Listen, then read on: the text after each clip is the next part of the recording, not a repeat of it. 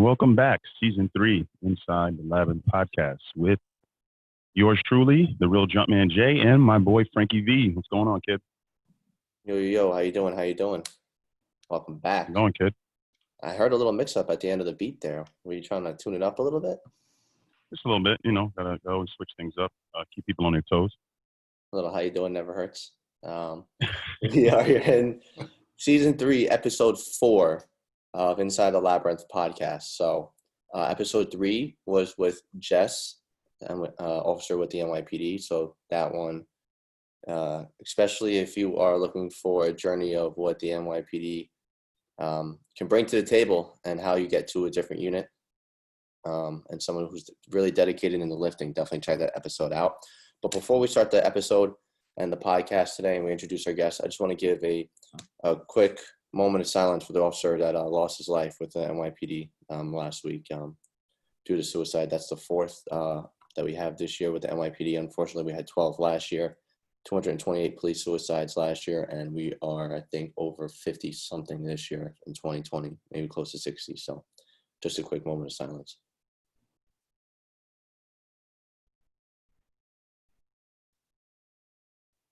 Alrighty. Thank you for that. Prayers up. Prayers for everyone. Every first responder out there across the country, men and women in blue, red, green, whatever you're wearing. Thank you for your service. And speaking of that, we have a detective with us today within the NYPD, so I'm hyped.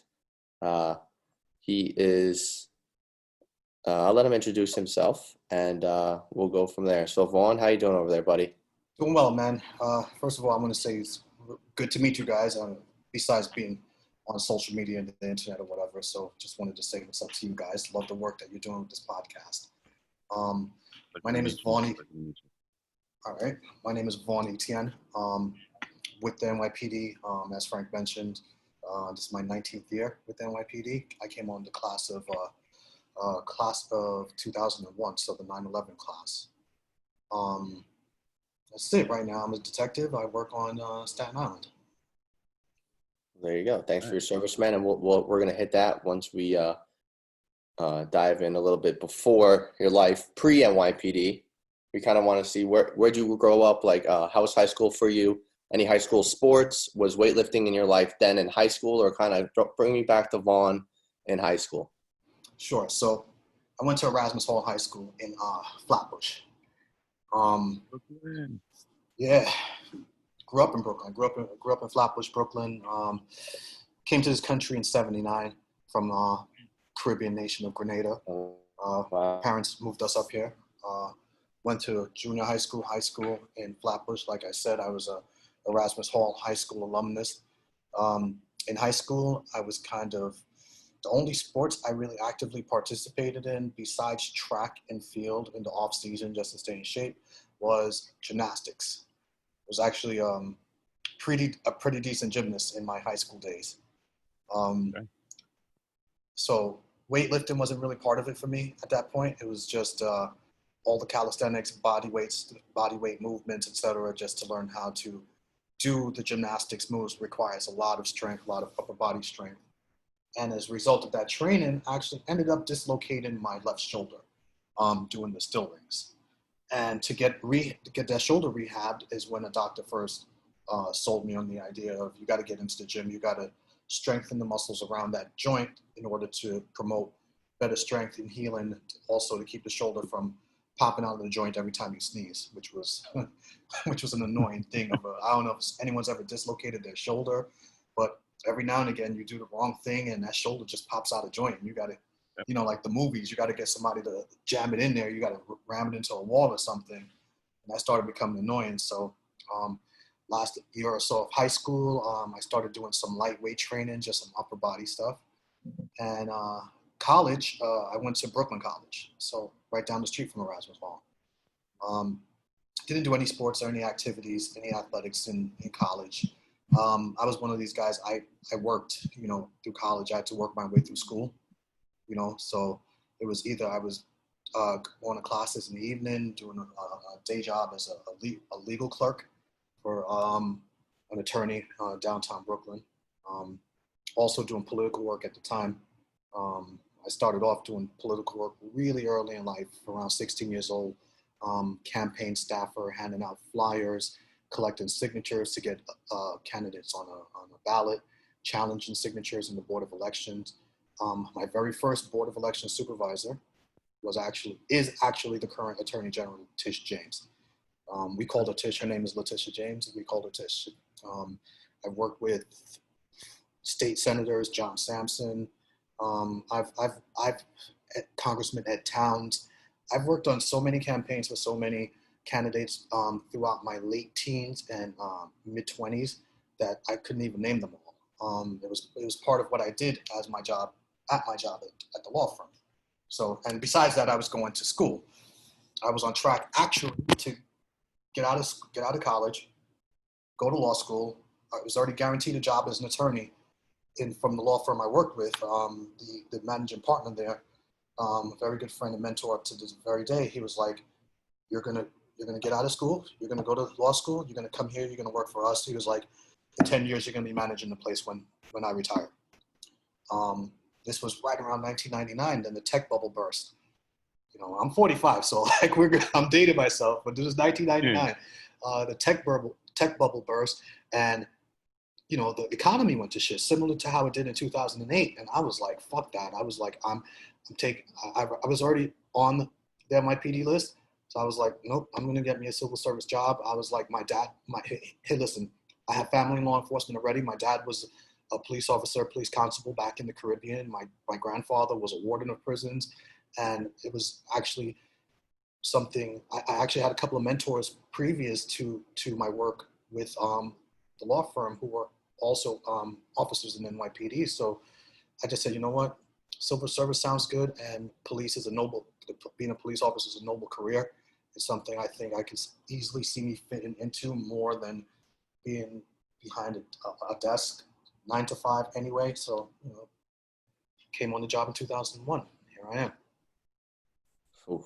Damn, Jay, what do you think about that, man? You want to talk about having a plan B and everything mapped out, man? That was a perfect story. I visioned everything. I even visioned Vaughn sneezing and dislocating his shoulder for the 50th. Yeah, no, it seems like he's a very calculated guy. You know, being a lawyer is like if you think about it, it's more of a prestigious sounding job, right, versus a police officer. So I know it might have been kind of like was it a bit of a struggle to kind of say, all right, well, I'm going to go from this lawyer aspect to being a police officer?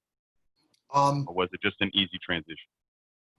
I think it was an easy transition for me because the way I've seen police officers, at least the ones that I kind of had more access to, or the ones that I kind of had in a mentorship role where they were very community-based. We're talking about the age of the CPOP officers, you know, when you have your CPOP beat and you would take care of people on your post, you know. Mm-hmm. To me, it all came back to service. Basically, you are providing a service to a community who kind of needs that service, whether it's in a courtroom, taking care of wills and estates, real estate, whatever that an attorney would do. As a police officer, there's also a service-oriented kind of path that you kind of follow as well. You know, you're taking care of people, helping people out on an everyday basis. You're addressing the very real instances of crime in communities, making sure people have basic order in order to fulfill themselves as human beings. You can't do anything without law and order, despite popular notions. You know, without law and order and the ability to kind of make yourself into a proper person in society, you know, all this is for nothing. You need the basics. You need food, clothing, shelter. You need stability. You need peace, and from those things stem the greater things that this country is able to afford us. So without the basics such as law and order, I feel like, you know, none of it is going to amount to anything. So transitioning into police work as a means to help the community just seemed like a natural thing to me. So it's an easy transition, it was smooth. Yeah. I too come from a family of law enforcement. It was just a natural progression for me, either military or enforcement. And I was actually en route to becoming part of the armed services, but NYPD called me first. So that's how my transition came into play. So it's very interesting to hear somebody who had a, pretty much a foot in the door in law and, took this route. So, and you actually, the class that you got in is a very interesting class because you guys were actually used, right, during the whole 9/11 situation. Oh yeah, they put us out as gray shirts without our guns or shields. We are put on foot posts to kind of just supplement the manpower. So whether it was directing traffic, checking IDs before people got into secure checkpoints, or just being a body on a foot post, you guys know how it is. Which I learned very early. If you see OCCB or DB on the collar brass, within 2 hours you're going to be a load. That's one thing I learned in the academy, So yeah, we got thrown out there pretty early, and it helped us a lot because we being in the academy, what they teach you, what the job is going to be, and actually just even being out there on a foot post and your expectations, your roles, the authority you have to kind of do things, it's kind of an eye opener. And we got that very early, so it was very helpful. Yeah. So when you went through the academy, was what, 9 months, or was it was 9 months back then, right? It was a 9-month academy class. Yeah. Yeah. I mean, now is that because of 9/11, or is that just how it always was? No, it used to be 9 months, right? That's how it was. It used to be 9 months. Let me see. I think it was extended a month or two.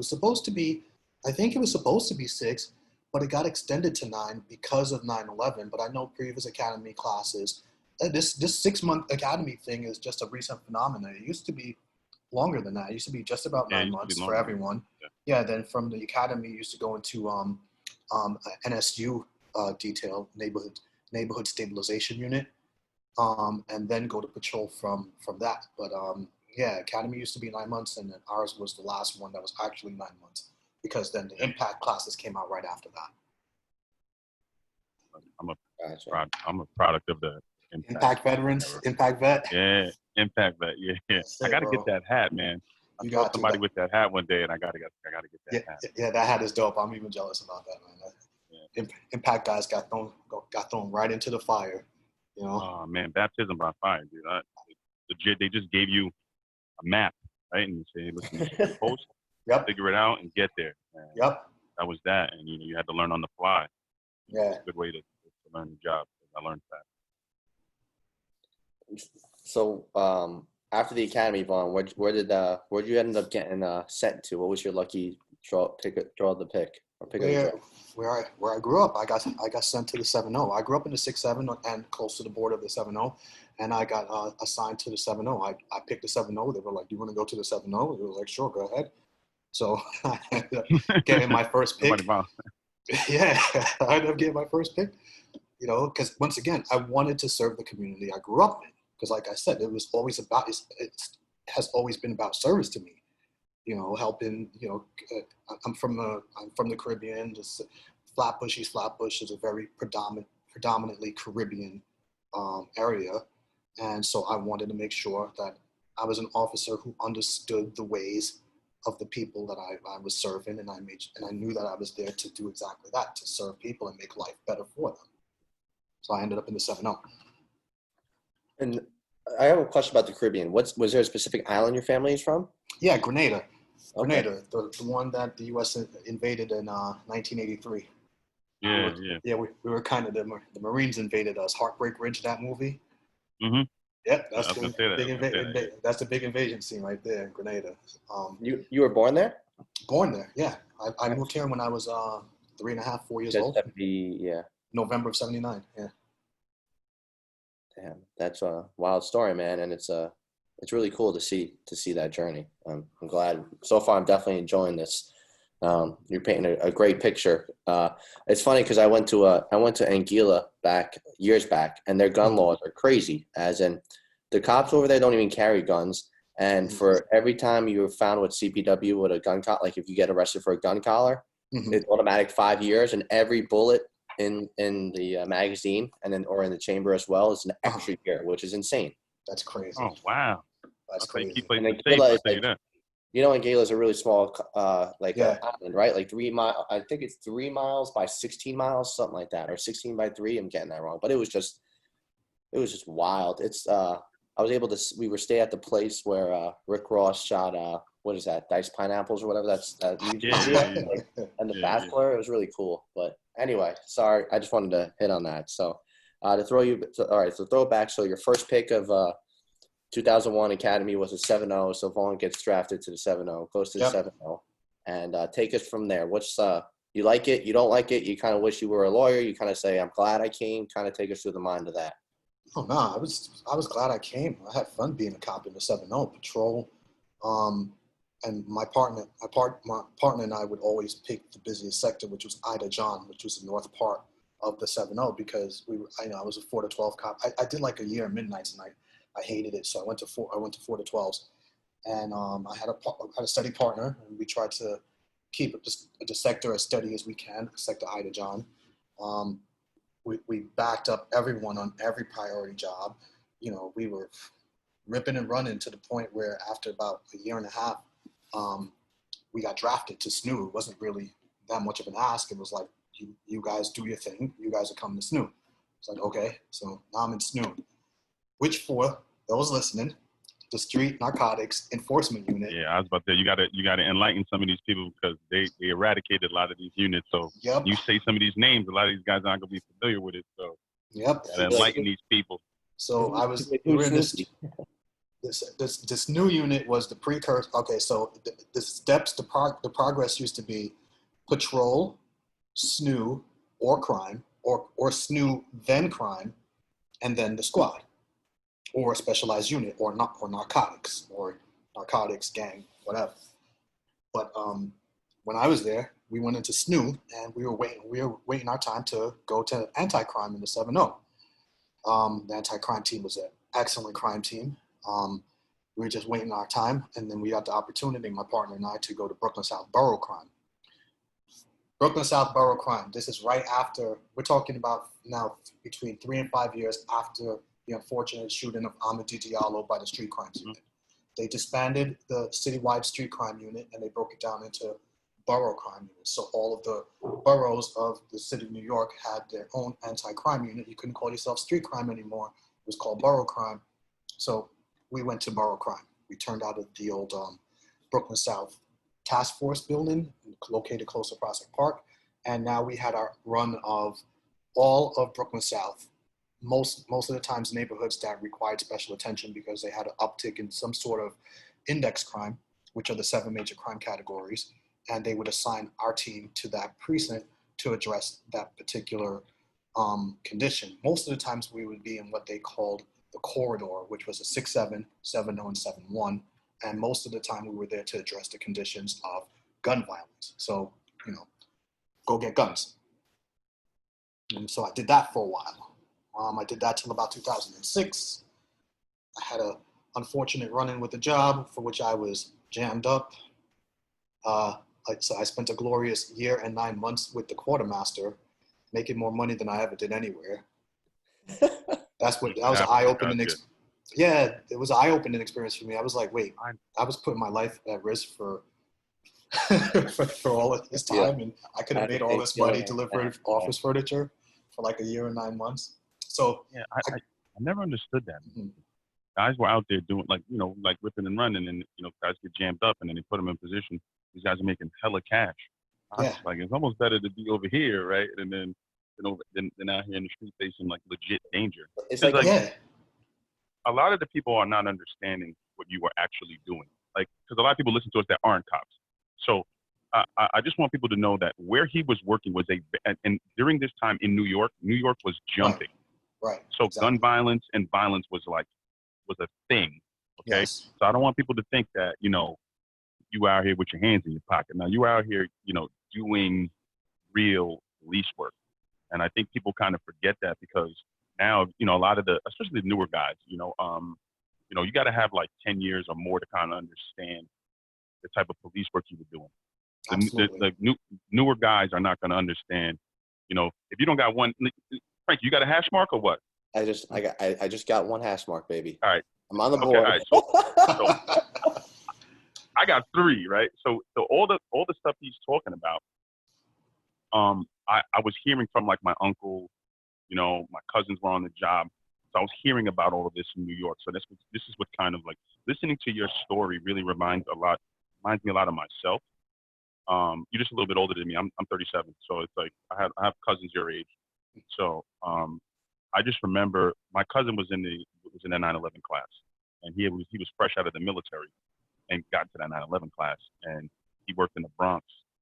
He was in PSA 7 when he got out, Okay. and he was just telling me all of these stories and how New York was busy. It was a very busy place, and I was hearing the stories of like SNU and anti-crime and street crime. I was hearing about all of that. So as a young kid trying to figure out where his career path was going to be, I was excited to become a police officer by hearing these stories from my cousin and my my uncle and my dad, all these guys telling me these stories. So like hearing you talk about it really strikes up something within me because our stories are very, very, very similar. I'm the son of two immigrants. My parents are from Honduras, Central America. Okay. So my dad came here, joined the military, and then got into law enforcement. Right. So it's like we're very similar, just from two different parts, but it's almost the same story. So it's striking like feelings within me because it's like, all right, man, somebody that I don't know pretty much has the same story as me, and it's uncanny how similar it is. That's and great. my career path was almost the same thing as yours, just not as I didn't spend that much time in NYPD, but I pretty much did the same thing in my respective department. But just hearing your story kind of gets me like revved up, Yeah, I'm getting kind of hyped up thinking about it. I haven't really thought about it that much in recent memory, and then just talking about it was like, wow, like that was some stuff. I was actually the real police for quite a time. Yeah, because you have to think about it now. Like police work is not going to be the same, and I think you are part of that era, like the last of the Mohicans, because if you don't have like 20 on, actually 15 to 20 plus, right? You don't really understand what was really out there and what we were really doing on the street. Right. And then you worked in a part of New York that needed it and that people actually appreciated the work that you guys were doing. Absolutely, so, they did. And I tip my hat off to you for that part of your career and like the things that you were doing out there, because that is not for the weak-hearted, man. I'll tell you that right now. Amen.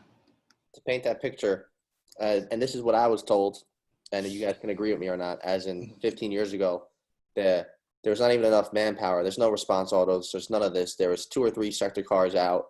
Everyone was on a shooting post, a hospital, a crime scene, because it was so busy. And if Vaughn was in, you said, what was it, Ida John? Ida John, yeah. Ida John, and Jay was Adam Boy Charlie, Adam Boy Charlie's holding 10 jobs, and Vaughn is just like, all right, put them on my queue so they could take meal and stuff like that. Like it was all about doing the jobs, and it was real. It was,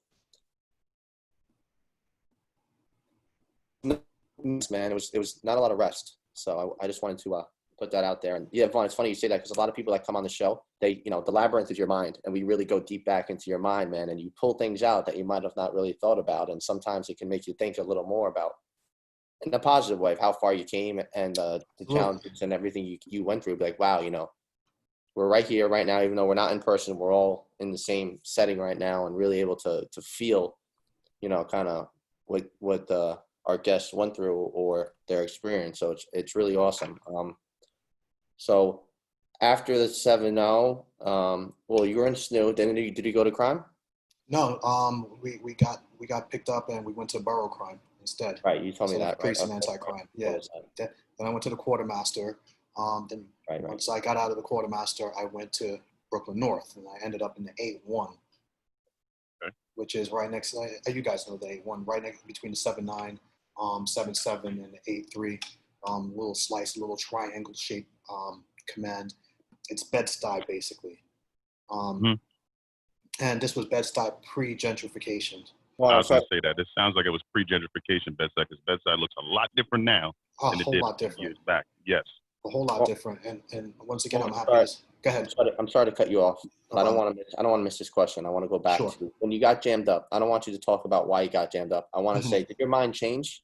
Did your mind change as a cop and as a person, as a man? Did your mind change as in the job did this to me, or I learned from whatever happened, or it didn't really bother you as much? Some guys, they'll get booted somewhere across the map, and then it'll affect the rest of their career. You know what I mean? Like we had Aaron Sergeant Loman on here where he jammed up, and he was in the Tombs, I think it was, and it changed him for the better. You know, it made him not want to ever go back and learn from some of the whatever he went through, but it didn't really. He used that as like I'm going out there and doing my thing, and I'll show you type of deal. You know?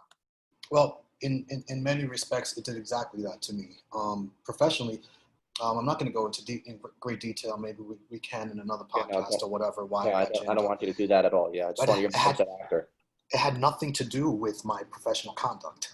That was the thing, you know. So career-wise, the only thing it did tell me was I felt kind of, wow, I felt like I could have got a benefit of the doubt, because if you would have weighed the totality of the circumstances that led to me getting jammed up, if I would have just gotten the benefit of the doubt or a chance to kind of prove myself to the job, it never would have wound up being that way. But, you know, sometimes you're not one of the fortunate ones, and sometimes, you know, you kind of have to prove yourself ultimately, which I did. I'm still here. But it did change my mindset in terms of, okay, you give so much to the job, and if you're going to give to the job, if you're going to volunteer for these details, if you're going to extend yourself beyond the call of duty, if you're not just going to do the bare minimum, but you're going to go above and beyond, do so with the understanding that when push comes to shove, the job may not return that favor to you. So do it because you're self-motivated. Do it because you believe in the job you're doing. Do it because you have, even some guys, they do it for the money, you know, for overtime or whatever. Do it for career advancement. Have a purpose for doing it, and don't expect anything back from the job, because that disappointment will make you bitter when the job doesn't return it to you. So I agree with you 1,000%, my man. You hit the nail on the head with that right there. Yeah, that's definitely one thing I learned for sure. And I also learned that when you get jammed up, just pay attention to the people who still, you know, on the job that still kind of mess with you, because you kind of become a pariah. You know how it is. You get jammed up, next thing you know, people stop checking for you. Rumors start spreading, you know, all this other stuff. So, you know, that's just like, I guess, in life in general, you just kind of have to make sure that the people who still rock with you, job-wise, you know, that you kind of return the favor to them, and you kind of make sure that you keep that connection, because, you know, if they're still going to rock with you in spite of all this nonsense, then they're worth keeping around and keeping a solid relationship with. Yeah, I mean, that's pretty much it. And then, you know, career moved on after that. You know, life goes on, and you just got to decide whether you're going to become a zero and just be like, screw this, I ain't doing nothing, or if you're going to be like, all right, time to get back in the game and do what, you know, the people of the city of New York paid me to do. Yeah, that's usually like a turning point in people's career. Like I got jammed up in 13, and you know, it was the same thing. It's like, you know, I didn't want to be bitter, and I knew, like, I was one of those guys that, you know, that went above and beyond. And a veteran guy told me, he was like, listen, man, how you respond to this will probably dictate how the rest of your career is going. Yeah. And he couldn't have been more right. Amen. I just remember, like, being super angry that I got jammed up and I got kicked out of the unit. And I was just like, you know what? I'm going to shut down. I'm just going to, like, not do nothing. And, you know, I think he heard me, or he saw my body language, and he's like, bro, that's the worst thing you can do, because that's what they want you to do. They want you to become bitter, and they want you to shut down. So they're giving them more reason for them to, you're giving them more fuel for the fire. So, like, you're not helping your case if you're going to go and, you know, walk around with your arms folded and act like a little kid. You got to respond like an adult, and, you know, you got to put your big boy britches on and go out there and get after it. So it's like, I took the time to slow things up and say, all right, I know they're not going to reciprocate what I did for the job because of X, Y, and Z, but I'm still going to continue to be the same guy I was. And it's very hard to stay on that path. It is. So it's tough, man, because I just remember, like, I was so bitter. I was super bitter, and I was like, this ain't me, though, but, like, me being a bitter person is not the type of person that I am. And I noticed that, I got in my feelings, and I was like, this ain't me, man. So I got back to it. Kudos to you for, you know, kind of putting that in perspective. It took a while, because, like, the bitterness didn't kind of ease up for a couple of years, you know, because it's you think about it and it kind of eats at you, and you just get so angry about it. But then it reminds me of a saying. It's like, anger and bitterness is like drinking poison and expecting the person you hate to die. It's not how it happens. You're just killing yourself. You're killing yourself, you know? So it took me a while to let go of the bitterness and to kind of jump back into the game. Like 2 years after I was jammed up, well, mostly also because like when they restore you to full duty, first of all, I was on level 3 probation for a year. Level 3 probation is terminal probation. That means if you get into some serious shit, they're going to fire you straight up. After level 3 probation for a year, I went on level 2 probation for a year, which was 18 months. Level 2 is a step below level 3, where you're still being monitored, your activity, you know, if you really get in trouble, they're not trying to hear it. So for like 18 months, a year and 6 months afterwards, I was kind of in a position where I couldn't go above and beyond. But then I got the call from the precinct SOL to kind of step by. He gave me the opportunity. He was like, listen, you got a lot of time. You're an experienced anti-crime guy. You were a SNU guy.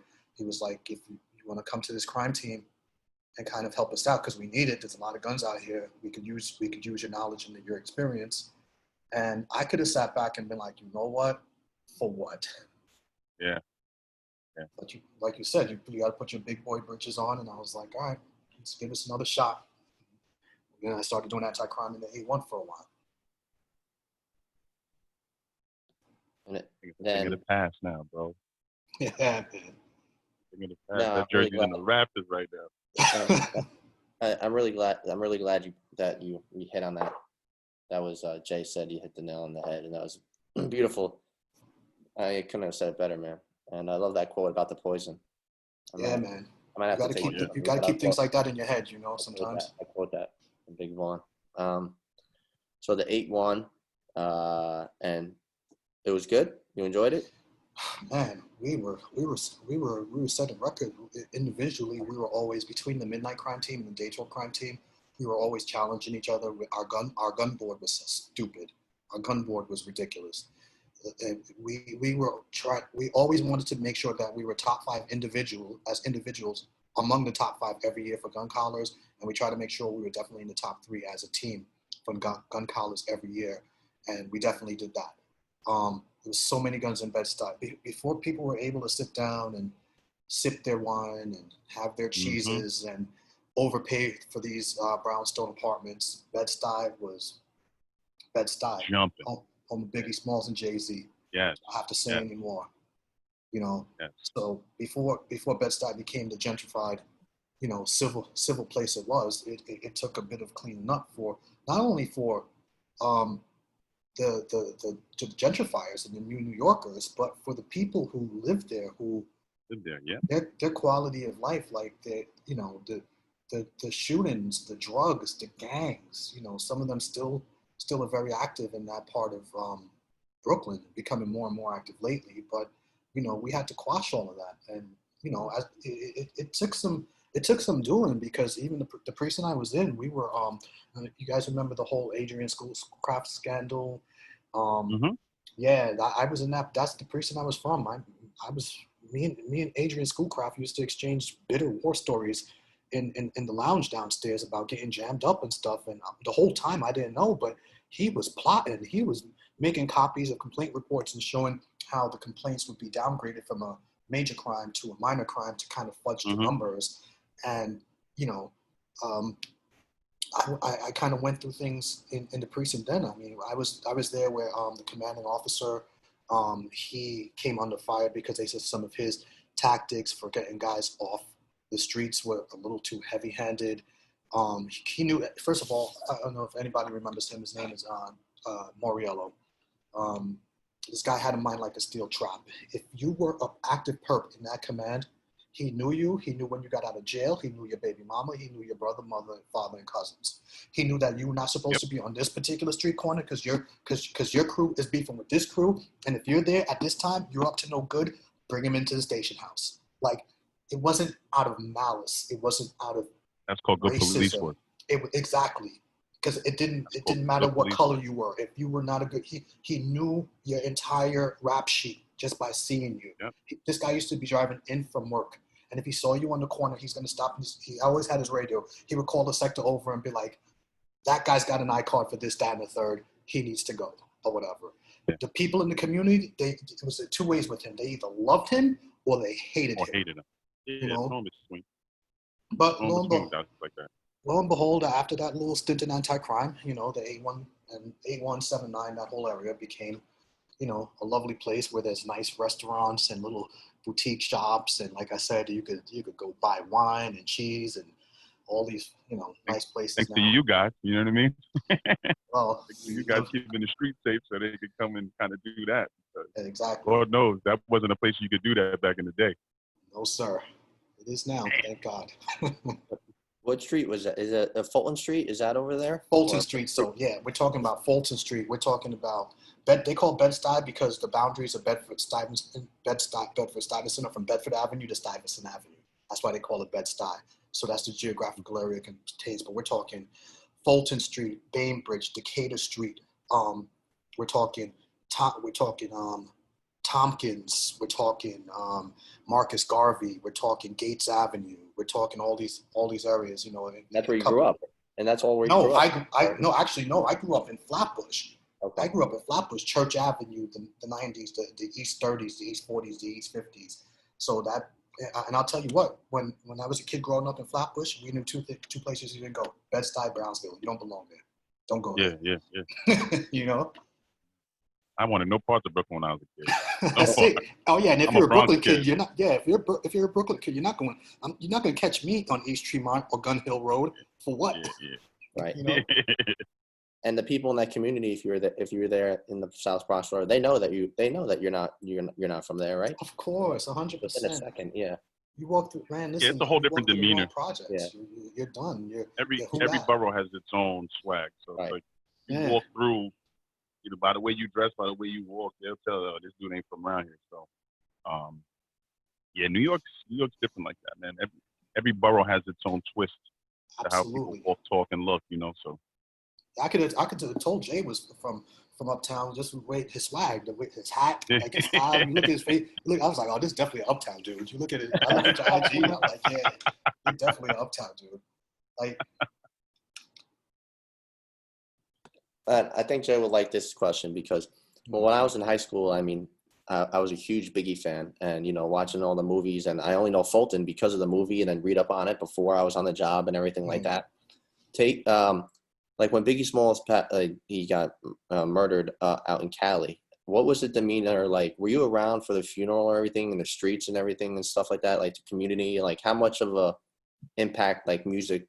I feel like music back then had way more of a different impact than it does now. That's just my opinion. I'm not too sure if you agree or kind of how like someone like a big talent like this. I mean, this is Biggie Smalls, like he's a hometown hero from Brooklyn. You know what I mean? Or you got Jenny on the Block from the Bronx and stuff like that. You know, I feel like it was a big thing. Yeah, listen, when Biggie got killed, first of all, we're talking the height of the East Coast West Coast beef, and then what Biggie meant to Brooklyn.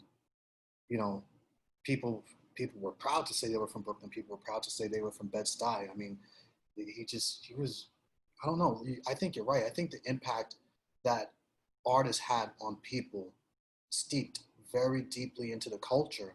I think it's more of a superficial kind of association people have with music nowadays. I think for whatever reason, I don't know if it's because of the lyrical content, the total cultural significance or whatever, but definitely when Biggie died, he was a big part of the culture that kind of died. And his you could Google it or you could put it up on YouTube. Just look up Biggie's funeral service or whatever. I mean, they started playing one of his songs, and that whole street just came alive, erupted, and like it's something about Brooklyn, though. Yeah, juicy, yeah. Something about Brooklyn, though, because Pop Smoke with his funeral was the same thing. Streets were flooded. It's something about Brooklyn. Like Brooklynites are super proud of their Brooklyn people, and it's like when like. I saw the footage of Pop Smoke's, like, you know, his procession. I was like, yeah, everybody was out there. Yeah, I'm talking about everybody was out there. So it's something about Brooklyn that because you don't really hear the Bronx or the Queens people doing things like that. There's something about Brooklyn. That's why I stay out of Brooklyn. I don't mess with Brooklyn. I don't want no parts of Brooklyn. I played for the NYPD football team. It's the only time I used to go to Brooklyn. Right. To go practice out there in Erasmus. Other than that, I wasn't messing around in Brooklyn. Oh, you used to go out I've to been to the Millwood Field to Barclays a practice? handful of times. Yeah. Okay. I went to the Barclays maybe once or twice. And other than that, I don't go to Brooklyn. I stay out of there. Not my borough. Definitely a passionate place, and that passion can go two ways. You know what I'm saying? Now we're seeing a lot of the worst parts of that passion play itself out because of all of the socioeconomic, cultural, political factors that play out there. But that passion is still there. You know, unfortunately, that sometimes it plays itself out in negative ways. But you have the instances where you see like people's pride and their passion for Brooklyn plays itself out in ways that you're just like, man, this place is different. 1,000%. Shout out to Brooklyn. Where Brooklyn at? So take us a little bit through when you got promoted, man. How was that feeling, and kind of the unit that you got into, or did you get promoted in the crime team you were in, or? No. Actually, what happened was, all right. So now, as a result of me being jammed up, and at the time the commissioner was Ray Kelly. Ray Kelly had his infamous blacklist, which was if you got jammed up, if you got put on Ray Kelly's radar or whatever, he would literally have. I've seen it because you're entitled to see your file twice a year. So I walked into my CO's office. I was like, I'm going to see my file. He was like, go talk to the ICO. I opened up my file in red ink, right? When the papers that restored me to full duty in a red ink stamped, do not transfer without the express written permission of the police commissioner. Kind of like, if you watch a football game, it says do not reduplicate without the express of the NFL. Yeah. Like that was stamped in red on my file. So now I had applied for a couple of different units, warrants and gang. And I got phone calls both times that said, listen, with your pedigree, we would love to take you, but we can't touch you. And I was like, why? They was like, no go, bro, you're on the blacklist. So Kelly left office. Bratton came in, and on the department intranet, there was literally an article written by Police Commissioner Bratton that says, if you were sidelined, if you ran afoul of the job, if you had any sort of issues with the job, now is the time to get back in the game. We need all hands on deck. We need all our experience. We need our brain trust back. So I'm inviting you as a police commissioner to put in for those units, put in for those details. Like that had, because I felt like I was going to be stuck in precinct crime forever unless I took a test to get promoted. I was like, okay, well, this is where my career is going to be. I'm going to be like a 20-year vet still doing anti-crime, But I saw that article written by the police commissioner, and it lifted my spirits. So I said, you know what, I'm gonna put in for the squad.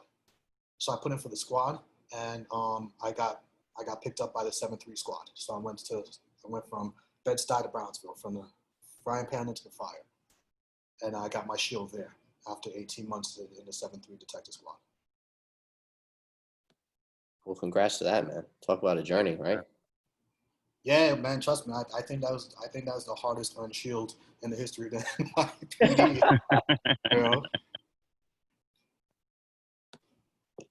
So I was 15. I was a veteran of 15 years when I got promoted. You got into, and then you got into warrants and things like that. No. I never. I applied, but they wouldn't put me in. So warrants. Warrants I never got in, but I was thankful to go to the squad because it was more gentleman's work, and in that stage of my career, I'm about to say, yeah. Man, squad work is gentleman's work, yeah. I just want to put on a suit, show up, sit at my desk, do my cases, show up at the crime scenes with the cup of coffee, like the hair bag in the movie. It's like, all right, what do you guys got? Let me ask you a question, right? With all the crime experience that you've had, right? At what point were you like, all right, I think I had enough of running around and like trying to do like proactive police work, because you can only do that for so long, and then eventually you want to like turn it down just a bit. Like what year did it hit you? Like, I don't know how long I can do this.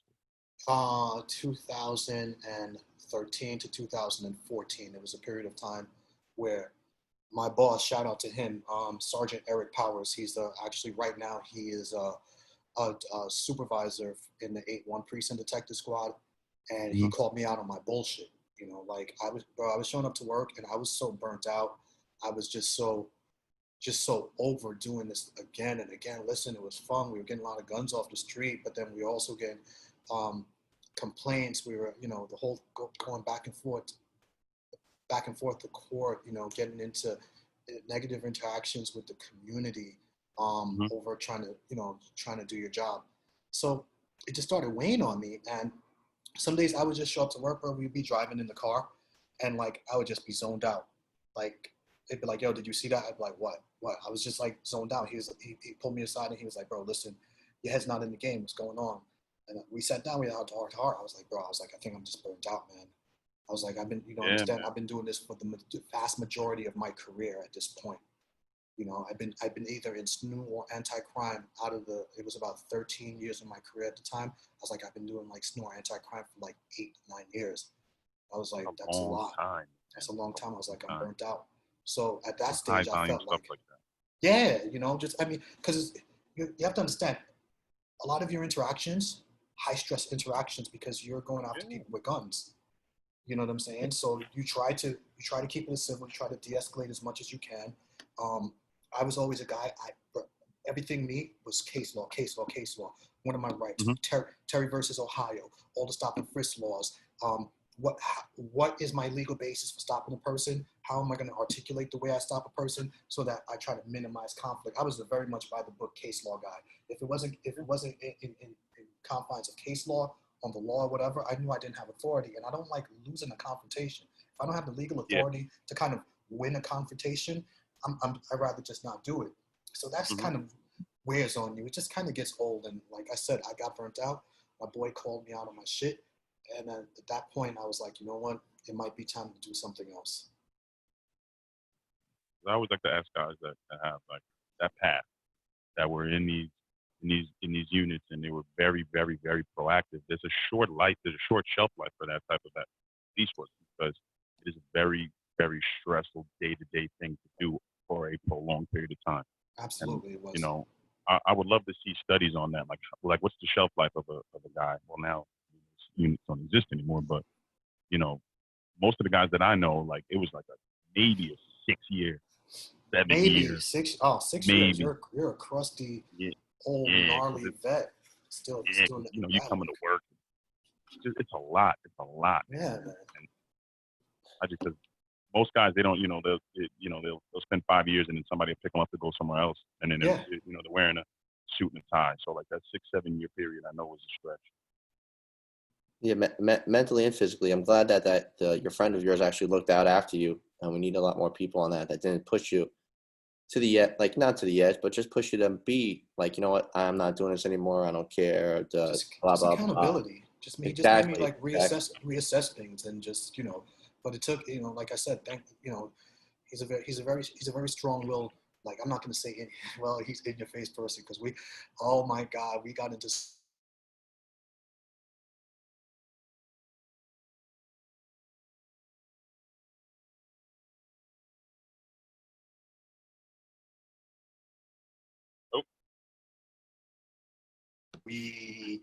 We got put on the radar for a while, but am I still here? No, we lost you for a second, but you're still here.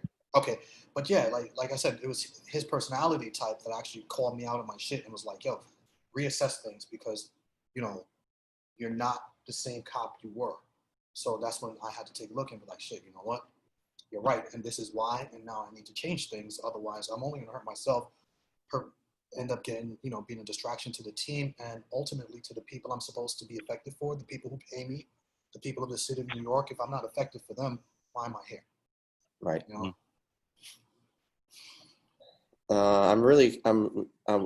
We got like 15 minutes left, but I'm really excited to see the story you just shared with us. And I know you won a bunch of, or I don't know how many, or a few bodybuilding competitions, IFBB Pro.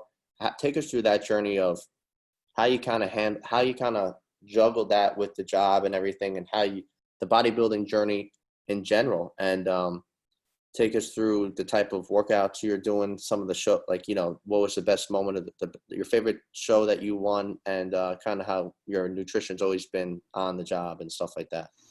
All right, so I started bodybuilding pretty early in my police career. I think my first competition was 2004, so I had 2 years on the job. A friend of mine, not a friend, the guy was a gym owner that I used to train at. He competed. He said, "Hey, you want to come see a show?" I went. I saw a show, and I was like, "Oh, I think I could do this." So I just started training for my first competition in 2004.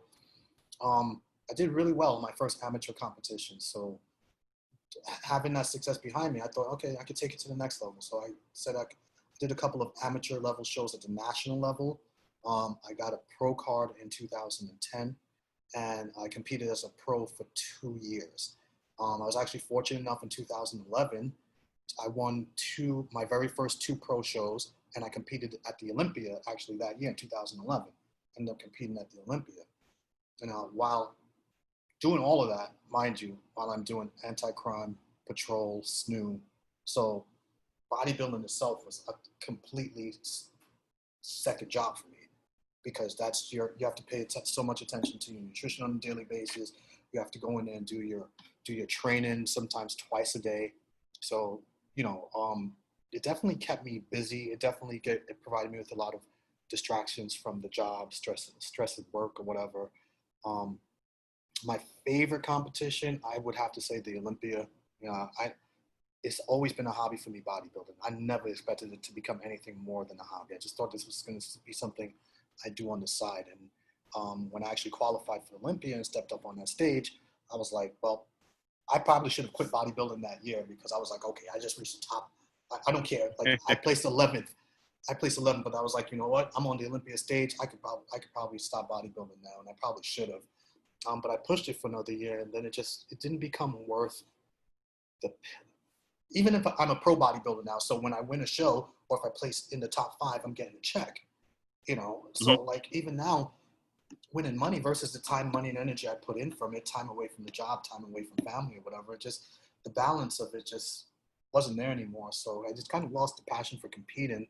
But nutrition and training wise, I still, maintain that passion even now. So I don't compete, but I have a coaching business. I help cops get themselves into shape, nutrition, training. I run that business with my wife. She handles the female side of it. I do the guys. And so my passion transferred from competing into helping people achieve their nutrition and fitness goals. And while doing that, I'm in the gym. I still, eat right, because one thing I never wanted was for this job to claim my physical and mental health. Your mental health, you have to struggle for every day on this job. Your physical health, if you ignore it, you'll get to a place on this job where I've seen guys on this job dead of heart attacks, aneurysms, strokes, because they didn't take care of themselves physically. Not only that, but I was an anti-crime guy. You're getting it in with perps sometimes. You're literally fighting for your life. Guys reaching for guns in their waistband. There's a cop in Brooklyn North got shot in the head. He lost a fight with a guy over a gun. Getting shot in the head in the lobby of a building, the vestibule, while his partner was outside looking through that glass door. He saw his partner get shot in the head. He saw the guy reach. I forgot the cop's name. Shame on me for forgetting this guy's name. He was an anti-crime guy, but like it just was always an important factor to me that you have to be able to handle yourself physically on this job. So that's another one of the things that kept me in the gym, kept me training, kept me, focused on being able to handle myself. So all those things kind of integrated themselves. That's a huge factor. People don't understand that. Not just, showing up. You got to be mentally and physically prepared for whatever the day throws you. So yeah, you know that. You preach that every day on your page. You personify that. You know what I'm saying? Yeah, that's both of you part guys, of as a matter of fact, and especially Frank with the mental and spiritual fitness. You kind of personify the fact that you need to take care of yourself and you need to take care of each other, because this job will kind of drain you and kind of push you over the edge and into a lot of different things if you're not very, very careful. Yeah, yeah. I mean, this job will eat you alive if you allow it to. I've seen it. I've lost friends to heart attacks.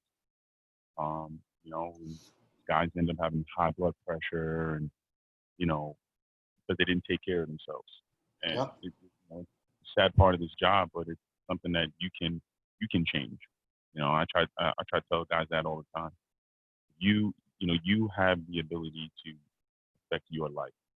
Job shouldn't be, the job yeah, it's part of the process, but it shouldn't dominate how you perform as a human being. So you have to be considerate of people around you, like the people you work with, your family. You got to keep all those things in perspective. So when it starts to get a little bit out of hand, you got to be able to reel it back in and say, all right, I need to make sure that I'm taking care of me. So in turn, all these other people that rely on me That's exactly are right. good as well. That's exactly right. Right. And yeah, the whole program and everything was, the average age of a cop is 57, 58, and that's, I don't want to Right. be I don't want to be another statistic. I don't want anyone else to be that when, Right. like Jay just said, that you, and you said it too, Vaughn, you're in control of your life. I always say, if your mind's running or anything, look down at your feet, man. That's where you are right now. I'm looking down at my feet. This is where I am. I'm nowhere else right now. There's no greater gift than the present. And I don't want, especially with all the, the heart attacks, the high blood pressure, the strokes, the suicides, the mental, the divorces, the drinking, and all that stuff. So it's it depends where you want to take it. And you're a great example of something happens, it's still up to you to go the path you wanted to,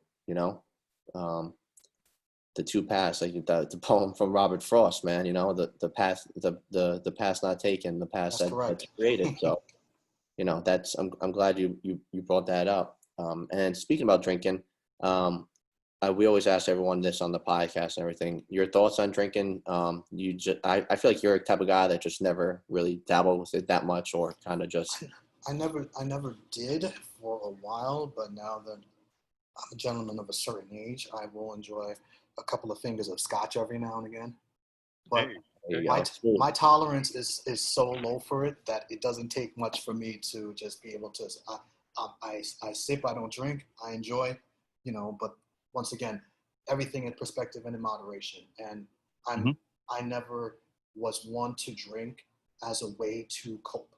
So that's as long as you're not drinking to cope, then as long as there's a checklist of things that drinking should not affect. Any behavior should not affect. Once those negative behavior coping mechanisms start affecting the things on that checklist, that's when you need to reassess it. So fortunately, I've never had that issue, and the occasional adult beverage I will enjoy. I'm a Scotch guy, single malt, and every now and again. Gentleman's choice right there. Yeah. Yes, sir. I'm glad you brought that up about the checklist, because it doesn't even have to be with drinking. Like, for me, example, I know I can't do that. I know I can't just have one. So that's definitely just something I had to own up to and give that, I'm powerless over it, But it doesn't have to be alcohol. It could even be posting on social media. It could be gambling. It could be talking to girls. It could be talking to guys. It could be, social media, working out. Like if you're working out to a certain extent where it's messing with your mindset of, you're torturing yourself or you're suffering, then you have to reevaluate. So I'm really glad you brought that up, man. Before we wrap up, Vaughn, first I want to say thank you for coming on the show. I had a great time, and really was definitely an eye-opener for me. As like Jay said, I only got 5 years on the job, so it definitely was glad to hear a lot of positive from someone that's soon to retire. But we just have a few more questions to ask you to get the listeners to kind of see where your mind's at and go from there. Let's go. If you have one meal to eat for the rest of your life every day, what's it going to be? Healthy or not healthy? Chicken, rice, avocados. Oh, man. Okay. I like that. See, I go with that. Yeah, a lot of guys. It's when you start doing that for so long, you either just can't deal with it anymore, or you're just like, oh, that's me. That's me. So, yeah, you get your fats, your carbs, your protein in there. You're set, man. That's it. Meathead shit. Favorite movie? If you had to pick one or two. Man, this is a movie.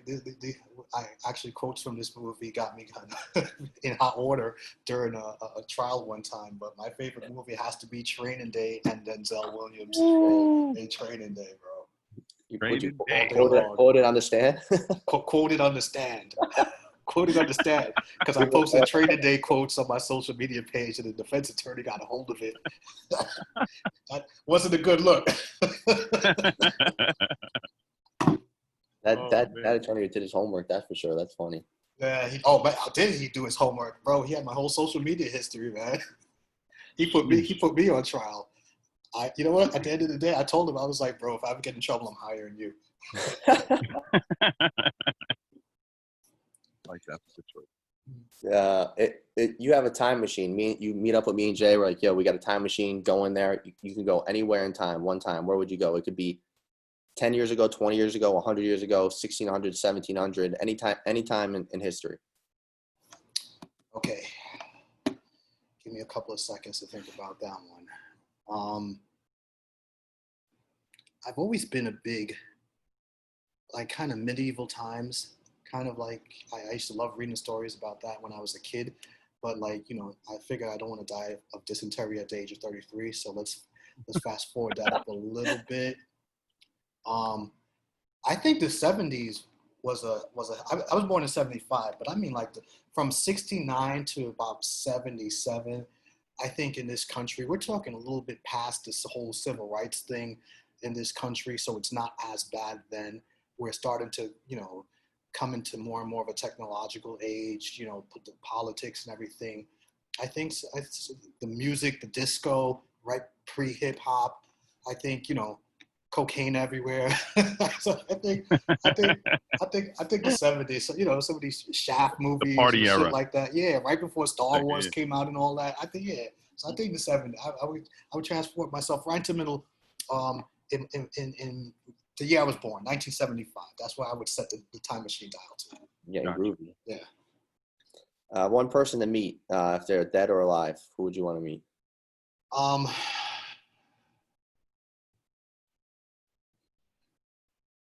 Who would I want to meet? It would have to be somebody who did something just so it would have to be like a person who did something like a first, like something just so scary and ridiculous that, like, no one ever did it before, and just to kind of be like, what were you thinking? So maybe,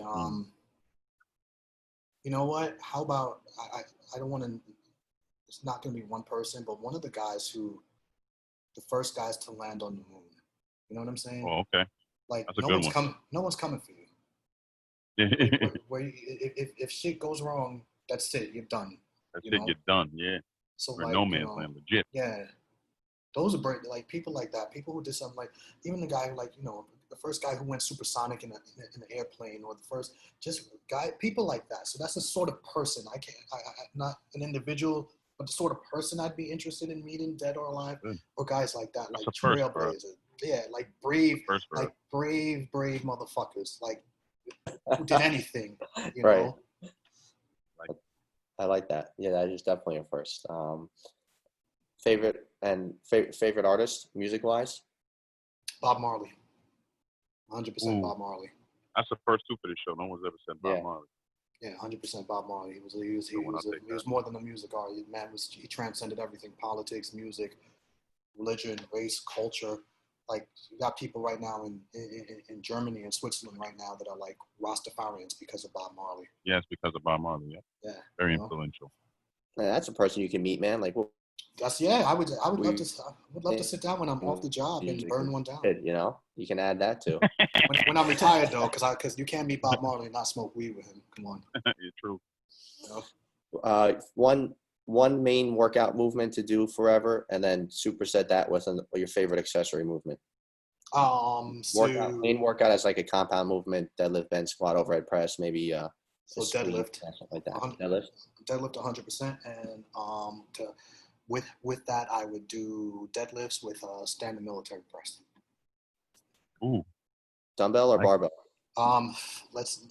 Military press with barbell with dumbbells, and definitely heavy ass barbell deadlifts. Just superset that together. It's just picking them up and throwing them up there. You know. There you go. That's Sick, primal. It's primal. Straight meathead right Yeah, that's it. Lightweight, baby. Ronnie Coleman. That's it. Straight meathead. I like it.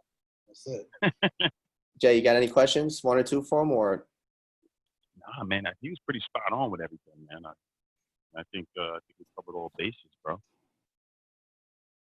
So there we go. Like episode 4, season 3 is in the books. Vaughn, man, really interesting guy, and hopefully we get to meet you one day in person, get a training session in or something like that. And Absolutely. your Show up to service, one of your thanks for coming events, out. you know? Yeah, that would be great, man. So thank you, man. We really appreciate it. My name is Frank. You know where you can find me at reps_4_responders. Jay, where can they find you at?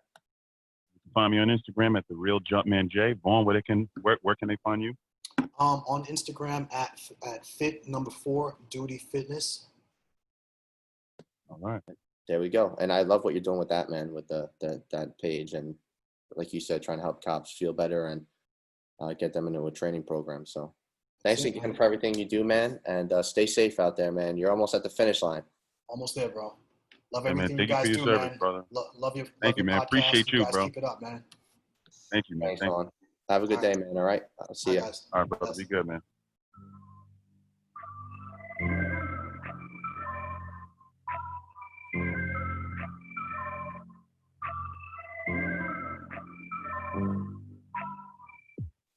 That was good, bro.